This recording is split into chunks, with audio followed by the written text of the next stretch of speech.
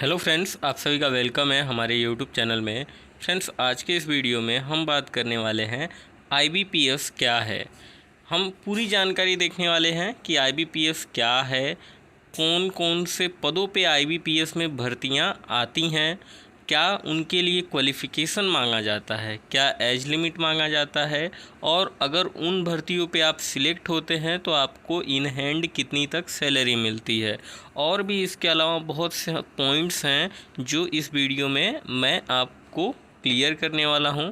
तो इस वीडियो में आप पूरा एंड तक बने रहिए। अगर आप हमारे चैनल पर नए हैं तो चैनल को सब्सक्राइब कर दीजिए और साथ ही साथ बेल आइकन को भी क्लिक कर दीजिए कि मेरे वीडियोस के जो भी नोटिफिकेशन रहे वो आप तक मिलता रहे। तो चलिए स्टार्ट करते हैं। तो सबसे फर्स्ट हम समझ लेते हैं कि आईबीपीएस क्या है। तो आईबीपीएस का जो फुल फॉर्म होता है वो institute of banking personal selection होता है। और आईबीपीएस एक ऐसी संस्था है जो भी बैंक्स हैं, गवर्नमेंट बैंक्स, उनके अंदर जितने भी पोस्ट होते हैं उन सभी के ऊपर डिफरेंट एग्ज़ाम्स को कंडक्ट करवाती है हर साल, और एक प्रॉपर कैंडिडेट को जो उस पोस्ट के लिए काबिल है उसको सिलेक्ट करती है। अगर आपको ये चेक करना है कि कौन कौन से गवर्नमेंट बैंक्स के अंदर अभी वैकेंसी आए हुए हैं तो आपको आईबीपीएस के ऑफिशियल वेबसाइट पे विजिट करना है और वहाँ पे आपको नोटिफिकेशन वाले सेक्शन में क्लिक करके नोटिफिकेशन को चेक करना है। नेक्स्ट पॉइंट में बात कर लेते हैं कि कौन कौन से पद पे आईबीपीएस द्वारा वैकेंसी निकाली जाती है। क्लर्क, पीओ, स्पेशल ऑफिसर, ग्रामीण बैंक क्लर्क, ग्रामीण बैंक पीओ, ग्रामीण बैंक ऑफिसर स्केल 1 और 2, ये 7 तरह के पोस्ट पे आपको वैकेंसीज देखने को मिलती हैं। बात कर लेते हैं कौन कौन से बैंक्स में भर्ती कराई जाती हैं आईबीपीएस के द्वारा।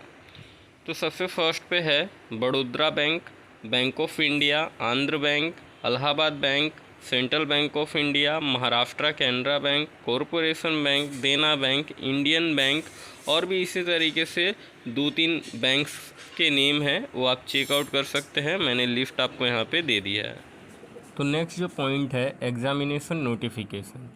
तो अगर आप ऑफिशियल वेबसाइट पे विजिट करते हैं आईबीपीएस के, तो वहाँ पे अगर नोटिफिकेशन कोई रिलीज़ होता है, सपोज़ आपका क्लर्क का पोस्ट आया है तो आईबीपीएस क्लर्क के नेम से उस नोटिफिकेशन का नाम होगा। और अगर ग्रामीण बैंकों में आया है तो आईबीपीएस आरआरबी क्लर्क ऐसे नोटिफिकेशन का नाम होगा। अभी गाइस यहाँ पे एक इम्पोर्टेंट ये कंसेप्ट है कि अगर स्पेशल ऑफिसर्स का पोस्ट आया है, नोटिफिकेशन का नेम है आईबीपीएस स्पेशल ऑफिसर्स, तो इसके अंदर HR, IT officer, marketing officer, agriculture field officer, और भी इसके अलावा भी बहुत से पोस्ट होते हैं जो स्पेशल ऑफिसर्स के कैटेगरी में आते हैं। तो इसके अंदर किसी पोस्ट के लिए बैचलर्स की डिग्री सूटेबल है तो वहाँ पे बैचलर्स की डिग्री मांगी जाती है, और किसी पोस्ट के लिए एमबीए की डिग्री और मास्टर्स की डिग्री मांगी जाती है टेक्नोलॉजी वगैरह में। तो ये आप नोटिफिकेशन को चेक कर लीजिएगा, और जो भी नोटिफिकेशन है ये आपको ऑफिशियल वेबसाइट पे मिल जाया करेगा। तो नेक्स्ट डिस्कस कर लेते हैं क्वालिफ़िकेशन के बारे में।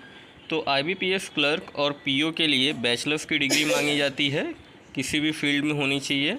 और आईबीपीएस एसओ स्पेशल ऑफिसर्स के लिए डिपेंड करता है पोस्ट के ऊपर।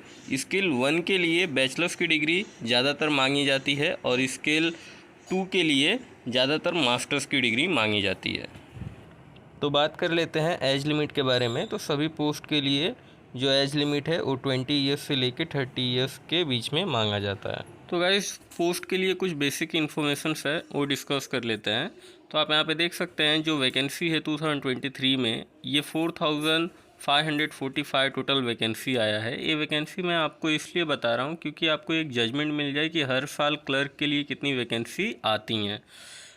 अभी हम अगर बात करें कि आप सिलेक्ट कैसे होते हैं, तो आपको प्रीलिम्स और मेंस ये दोनों ही एग्ज़ाम्स देने होते हैं क्लर्क के लिए, और ये दोनों ही एग्ज़ाम ऑनलाइन मोड ही लिए जाते हैं। अगर हम इन दोनों ही एग्ज़ाम की ड्यूरेशन की बात करें तो प्रीलियम आपका 60 मिनट्स का होता है और आपका मेंस 160 मिनट्स का होता है। तो बात कर लेते हैं पीओ के पोस्ट के बारे में। तो गाइस यहाँ पे आप वैकेंसी देख सकते हैं कि 2022 में जो वैकेंसी आई थी वो 6432 आया था। और आप यहाँ पे इसके रिक्रूटमेंट स्टेजेस देख सकते हैं, प्रीलियम, मेंस और इंटरव्यू के बेसिस पे आप सिलेक्ट होते हैं। जो आपका प्रीलियम और मेंस है वो ऑनलाइन ही कंडक्ट करवाया जाता है, और प्रीलियम्स के अगर टाइम ड्यूरेशन की बात करें तो आपको 60 मिनट्स दिया जाता है, और मेंस के लिए 3 आवर्स 30 मिनट्स दिया जाता है। तो नेक्स्ट बात कर लेते हैं एसओ पोस्ट के लिए स्पेशल ऑफिसर्स के जो भी कैटेगरीज होते हैं।